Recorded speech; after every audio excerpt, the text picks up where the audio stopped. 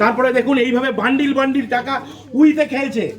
আজকে কর্পোরেশনের অফিসাররা এসে যখন পরিষ্কার করতে বলেছে, তালা ভেঙে এই পার্টি অফিস, দেখুন দেখুন নেতৃত্বের পার্টি অফিস, তারা এখানে এইসব হোর্ডিং ব্যানার এবং এই বাক্স দুটি রেখেছিল। আজকে এখানের তালা ভেঙে এখানকার কর্মচারীরা, এখানকার সাফাই কর্মচারীরা, এখানকার অধ্যাপকদের অনুমতি নিয়ে এগুলো উদ্ধার করেছে। আপনারা দেখুন কি পরিমাণ টাকা, 100 টাকা 500 টাকার বান্ডিল উই পোকায় খেয়েছে। এই টাকার উৎস কি আমরা জানতে চাই। এই টাকা কারা?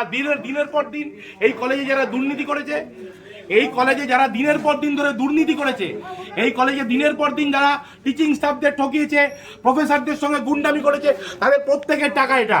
এবং এই টাকা কোথা থেকে এসছে তারও উত্তর দিতে হবে। আমরা আজ পুলিশ ডেকেছি, মিডিয়াকে আমরা খবর দিয়েছি, তারা আসছে, এগুলো তারা সিজার করবে, এগুলো তারা নেবে এবং তাদের প্রত্যেকের এর জন্য সাজা হবে। এবং আমরা যত ওপর পর্যন্ত যেতে হয়, আমরা যে একটা শিক্ষা প্রতিষ্ঠানে, এটা কি কোনো মন্ত্রীর ঘাটের তলা? আপনারা ভাবুন, লজ্জার বিষয়। একটা শিক্ষা প্রতিষ্ঠানে এইভাবে টাকা পাওয়া যাচ্ছে উইতে খাওয়া। সুরেন্দ্রনাথ কলেজের পেছনে জিমনাসিয়ামের সামনে পুরনো গোডাউন ঘর থেকে এই ঘরটি দেখাও। আমরা এই দুটোই বাক্স উদ্ধার করেছি, তার মধ্যে এইভাবে টাকা উইতে খাওয়া টাকা পড়ে রয়েছে।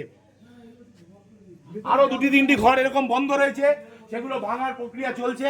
কলেজের স্টাফরা রয়েছেন, প্রিন্সিপাল স্যাররা রয়েছেন, সকলের সামনে আমরা মুচিপাড়া থানার পুলিশ কর্তৃপক্ষকে খবর দিয়েছি, তারা এগুলো সিজ করবেন। মিডিয়াকে খবর দেওয়া আছে সকলের সামনে। এগুলো আপনারা দেখুন কিভাবে মানুষের সঙ্গে দুর্নীতি করা হয়েছে।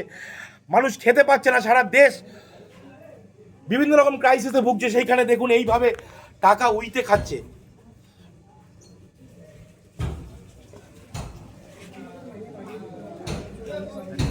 এগুলো কোঅপারেটিভ ব্যাংকের টাকা না, এইসব ডকুমেন্টও পুলিশকে দিয়ে সিজ করাবে বন্ধ।